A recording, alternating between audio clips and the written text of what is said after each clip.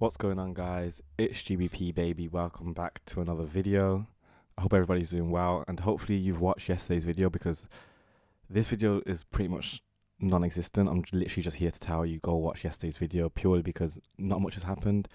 We have moved in our directional bias in terms of me wanting to see, well, €1 here. Let's go to dollar. But we've traded up into our premium where I expected us to want to find resistance at prices, and I'm expecting price to want to turn around at this level. So, and then another thing to take note of is this red dotted line, and I think if we go to the monthly, that should be, if I'm right, the monthly opening.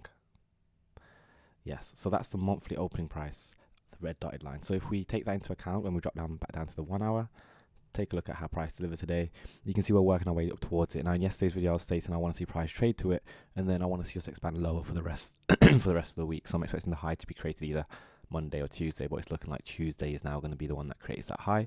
So I'm looking for us to find respect at this level. Ideally, we don't trade back above it. If we do, it will do it very aggressively, and I think it will rush very quickly up to this premium.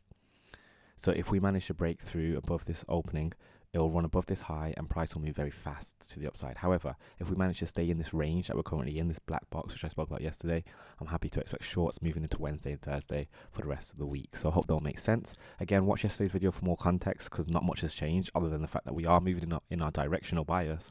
It's just that I don't think we've just created the high yet, assuming we are going to be bearish this week. GBP, same thing. You can see we've just tapped down into this discount. Again, ideally we can turn around inside of it, maybe on the back of London tomorrow. But like I said, if price does manage to break through it, it's going to run very quickly to these lows, and then we can start to get in maybe on Wednesday with shorts. But I'm looking to see if we can find support inside of it to then trade the other side. And finally, on euro, again, you can see our price is just tapped. That Sunday opening price came down deeper into this range, but same thing again.